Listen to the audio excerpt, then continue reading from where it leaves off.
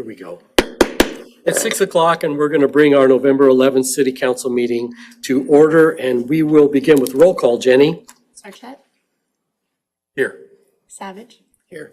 Walters? Here. Otis? Here. Item number 3, then approval of agenda. Motion and a second. So moved. Second. And roll call. Savage? Yes. Walters? Yes. Otis? Yes. Sarchett? Yes. Item 4 is our public comments period. This is the time and place for comments for any item other than those that are a public hearing. Did we have anyone submit a comment card, Jenny? No, sir. Okay. Is there anyone in the audience who would like to make a comment? Cliff? Never mind. Okay, so we'll move on to item number 5, consent items. I'll ask for a motion and a second, please. So moved. Second. And any discussion? Roll call. Otis? Yes. Sarchett? Yes. Savage? Yes. Walters? Yes. Moving on to item number 6, business items. A, first reading of ordinance 2024-2400, state income set-off program. Carla, do you have something to say? I should say Chief Hogriff. So there were some mix-ups in the departments at the state. When they made some changes, we found that we're needing an ordinance to be able to collect debts from people. So basically, the state set-off program is something that we've participated in the past, but lately we haven't been able to because we don't have an ordinance. So basically, it's for public agencies to collect past due debts that are owed. So any ambulance bills or anything like that, we can go back if we're involved in this program and be able to collect that money. So basically, we found that we just need an ordinance, so that is what you have in front of you. So if we get that, we should be able to participate again. Any questions? Council? And Chief Holgrave drew the short straw, but it's for other things, right? It's not just, okay. Yeah. There was a change in the Legal law, nod. change in the law that required a due process built into your ordinances in order for us to participate in the program. So that's what this does. And we have been able to collect utility because we have due process in that section of our ordinance, but we didn't have due process specific to rescue payments. Oh, okay. They should have given the report. I do have a question for you. Yeah. So when I read this, it just raised a question for me, and that is this a significant amount of money every year in non-payment? I know there's currently some money sitting out there that we could be collecting, and it's thousands. I mean, not like low thousands, but yeah. Okay. I think in the past, and don't quote me on this number, but I want to say in the last 3 years prior to them making the change, we would collect anywhere from $3,000 to $5,000 from this.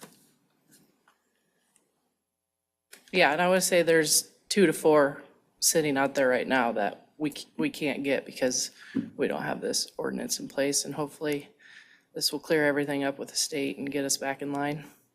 Okay. Before we make a motion, Amy, so multiple readings here, I'm guessing, but we don't have waiving the second and third. Correct. You could at the next meeting, just put that on the agenda to waive the third reading after your next reading. But yes, it's not on that. To be optional second and third, it has to be on the agenda in order to do that. Okay, okay. Thank you. So a motion and a second, please, on A, So moved. Second. and roll call. Walters? Yes. Otis? Yes. Sarchett? Yes. Savage? Yes. So we're going to move on to B then, first reading of ordinance 2024-2300A, adding chapter 102 stormwater. Mike, it's really anything that you've got to add on that is great, or any questions that the council members have is great. It's really what we explained last week, or last meeting, I should say. On legal advice, we split the two for enforcement reasons, so we have the enforcement piece of it and then the ordinance piece of it, the stormwater ordinance piece of it. So really, that's what we've done here, brought it back to you to go through the proper motions to get this passed. So if there's any questions that you've thought of, I'm here. I guess, Mike, one thing I want to say on the record here is those individuals that are impacted by this have received notification, correct? Notification is scheduled to go out this week. Sorry, Okay. Mike. Yep. You asked him, not me. There. Handed it off to me and I am preparing them. Okay. 80-some residents? Have you? Roughly, yes. Yeah, yeah. Okay, Did we get a ballpark figure on what this is gonna cost each household? I did, a contractor that we've used in the past has done this in the city of Ankeny, and he quoted me a price of $15 a foot. So each resident is gonna be different depending on where the hookup is and where it comes out of their house. But $15 a foot is what it would be. Your house sets back 35 feet, so then you're gonna have to get around the house itself. So you could be anywhere from, 100 feet to 80 feet, 60 feet if you're lucky, if it comes out the side. So that's where I would see the range, then times the $15 a foot. Okay, and that was like labor and everything? Yeah, Okay. yeah, perfect. yeah.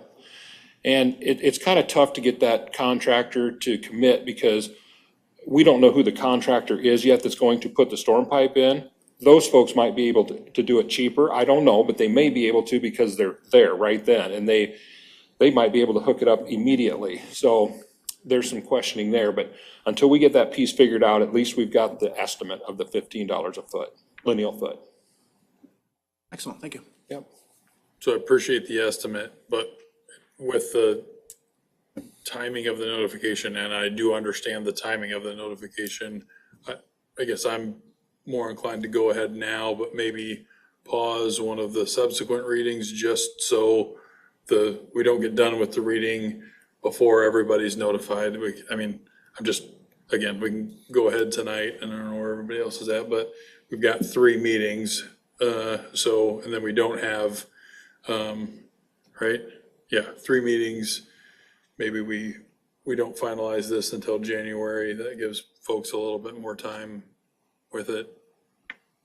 Just out of abundance for caution. Again, down the road, but. That sounds fine with me. One thing that does occur to me though, and I guess this is less a question for Mike than you and Amy, I guess. The people in Washington and Roosevelt that were outlined previously as not hooking up, are they now going to be required to hook up? And when does their 180-day clock start? I guess we haven't talked about that. That's not something that we've visited about. We could have a discussion and we could talk about that with the council at a future day. Okay, Does that work? absolutely. Okay. Because you are right, there are going to be people that are impacted, not part of the current construction project that we are doing. So, A lot of people. And again, this A is, lot of places where it's not an issue necessarily, but it's everybody, so. and again, this is a It would only be required, the street project, like the new developments already have it. Right. So it'd just be the 2, as far as I know, it's just the 2 street repair projects we did, right?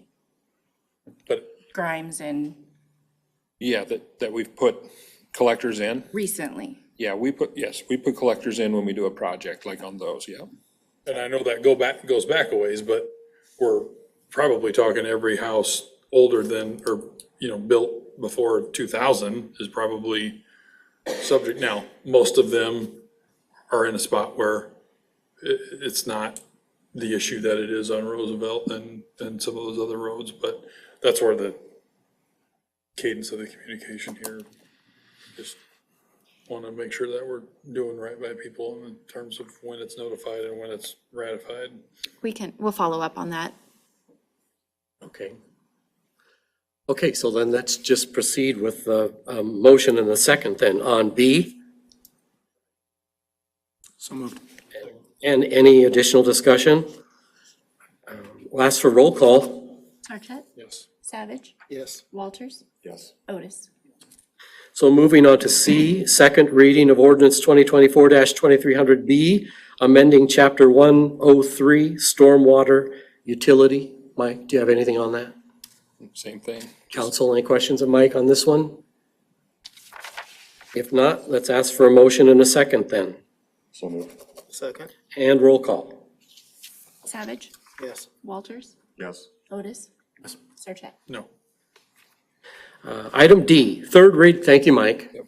Item D, third reading of ordinance 2024-2200, amending chapter 69, parking regulations.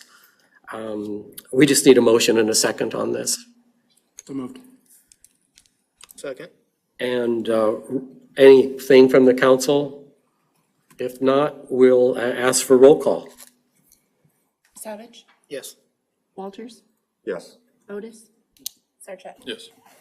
Moving on to item E, Snyder and Associates Engineering Services Agreement for Polk City Junction Trail Project. Travis?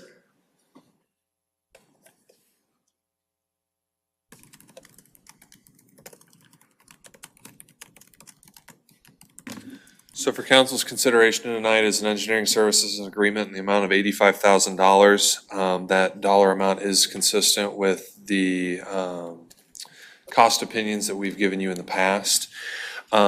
As Chelsea kind of alluded to in the work session, the city staff has been notified of a preliminary decision for the state rec trail program that they anticipate, or they've recommended approval of funding for the trailhead and parking lot project along the Polk City Junction Trail. The formal decision is being considered at tomorrow's state rec trail meeting, so we'll know for sure after that point in time. The engineering services agreement in front of you would take you from tonight through survey, design, and construction, with the City of Polk City Public Works Department providing construction observation. That includes administration as well as assistance in getting through the DOT review process. The State Rec Trail program is a little bit more lenient in terms of review and DOT oversight than, say, TAP funding, STBG funding, those federal programs. The DOT will review our final plans, make comment, and then return those to us, and then the city bids the project themselves. And then there's some reimbursement requests and a little bit of oversight during the construction process that Snyder and Associates would help city staff work through. Included in this is concepting for what we're calling a community identity structure. Essentially what staff has told us is that the desire is to have something associated with this trailhead along 3rd Street that is notable. It helps identify the Polk City Junction Trail as well as helps convey the identity that Polk City is wanting to convey through the Polk City Junction Trail. So as part of this project, we would work up 2 concepts. We would review those with city staff. City staff has indicated that they will handle coordination with the Parks Commission and other interested parties to get feedback on those before making a decision. And then we would proceed with that community identity structure. That is included in the design as well as the construction documents as well. Community identity structure, you mean art or something like that, right? Yeah, the example that we've been given is the Sauk Rail Trail. It's a big metal archway that says Sauk Rail Trail. It's got bikes over top of it and it arches over the trail. The configuration of this trail doesn't lend itself so much to an archway, but to something similar. And the question that we've posed to staff as we're working through this is, what is the story that you guys wish to tell with this structure? We have a lot of opportunities with the history of the rail system, the Dragoon Trail. You're the city of Four Seasons. You're this recreation destination. So I'd encourage council, as we're working through some of the preliminary stages, really in the next 2 to 3 weeks, if there's something, a story that you wish for us to tell in our concepting, let Chelsea or I know that, and we'll consider that as we're working through these concepts. Well, I think unless it came up separately as well, I think there was, Polk City Arts and Culture, a new organization, along with Parks, not taking Park's spot. I appreciate that partnership there too, but both of those groups probably play a role, and I think that's where some of this came from. So using them, leveraging them for whatever that is, seems like a good path. And we'll work through with staff on who to coordinate with, who to talk to, that kind of stuff. But, yeah, the idea is what is the story that we want to tell? And this is going to be the focal point of what is going to be the Polk City Junction Trail. So I would just add that this sort of trailhead where this piece might be does not include a building with picnic tables or anything like that at this particular juncture. But one of the things that I did ask Chelsea about was if we could put in the infrastructure for water there, so that potentially down the road, if we want bathrooms there, water fountains, we could have that. Is that included in what you're talking about? So our cost opinion originally included, I think it was 4 picnic tables and a bench, as well as, if you've ever ridden, any of the many trails that we've got around the state, that wooden structure that kind of has a map or information about the area, that was included in our original cost opinion.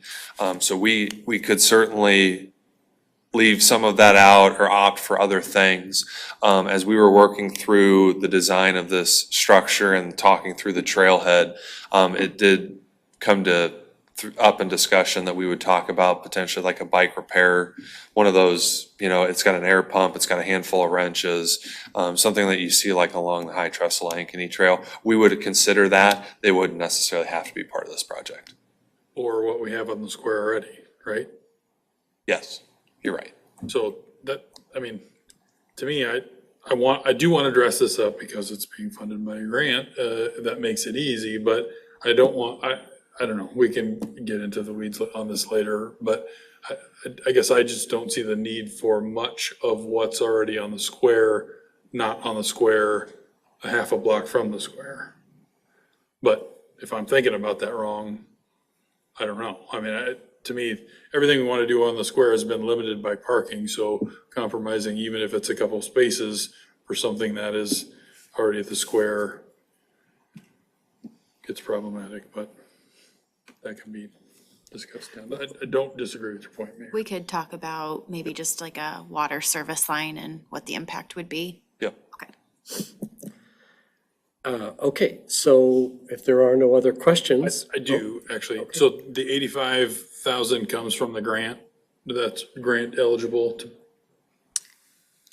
No, we will more than likely use city cash available for engineering services and then get reimbursed for construction costs for the grant.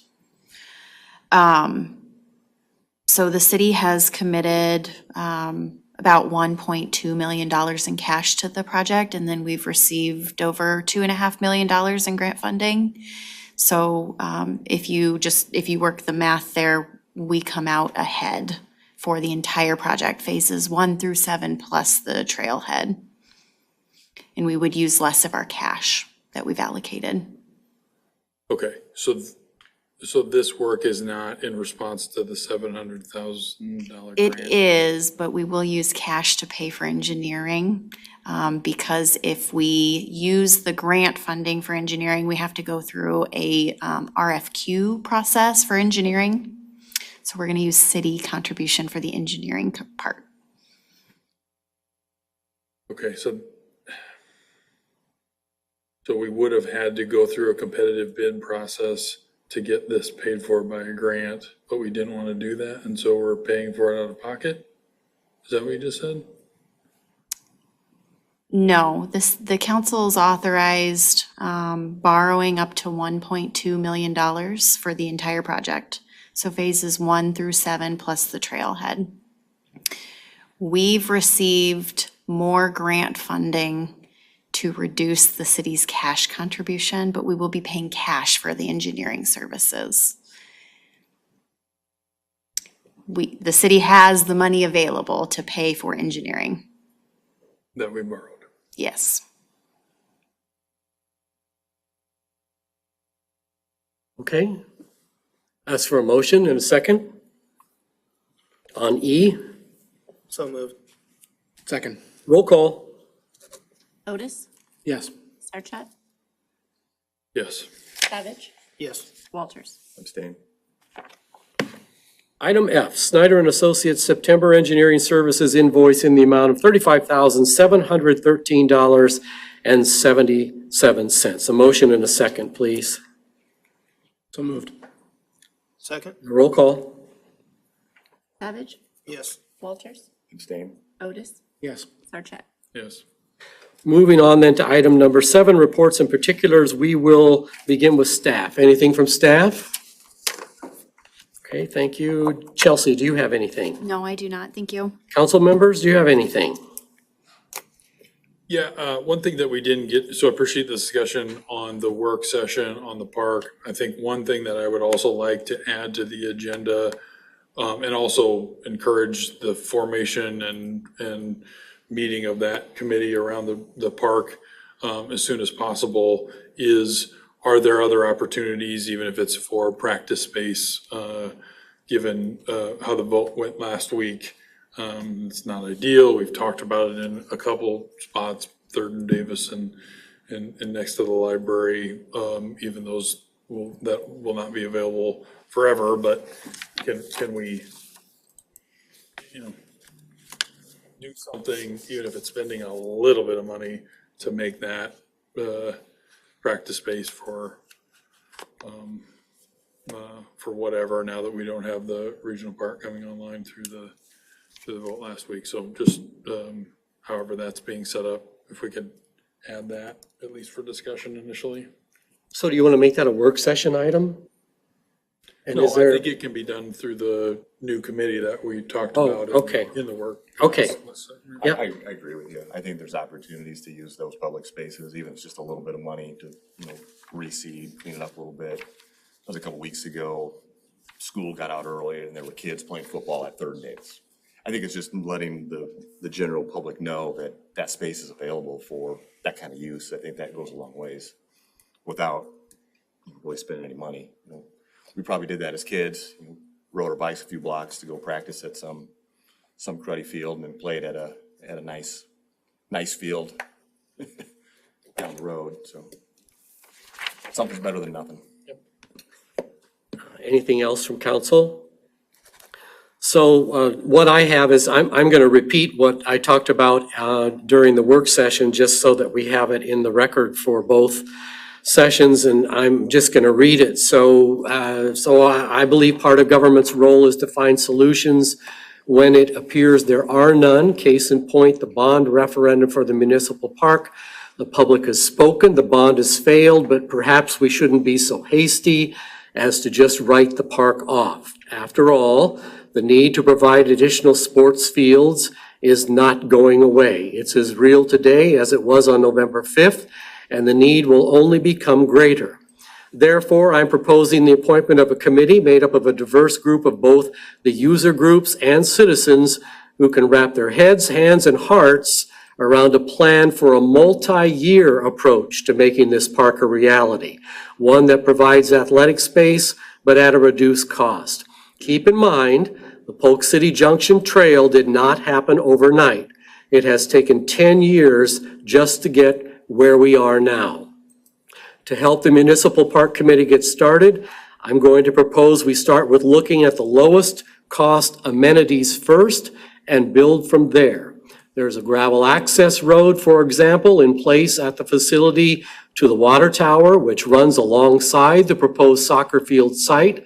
It's not fancy, just rock, but it could be the start to a roadway for that park. Once 7th Street and Vista Court roadways are completed, there will be even more potential for people to park close to the park to make it a reality. We'll need to evaluate parking, but could there be some option to build upon the infrastructure, the little parking lot that's there already? That's the work the committee must do, and that's why the committee will also include appropriate city staff and a council member. Now let's talk financials. Obviously, spending $10 million to complete the park failed among our voters, But how about if we look at spending less just to get the ball rolling? Over time, we could add more to the park as funding becomes available from fundraising, naming rights, grants, and other funding. One thing we quickly learned when writing grants for the Polk City Junction Trail was that having something in place made the project much more attractive in the eyes to additional grant funders. Obviously, the idea will likely create some discussion, which is appropriate, but the need is there, it's not going away, and we are past the time for simply ignoring it. So I wanted to read that into the record. The only other thing that I have is go Comets on Thursday. So that'll be great. Our win there will be great. So I'll ask for a motion and a second to adjourn. So moved. Second. Favor, say aye. Aye. Any opposed, same sign.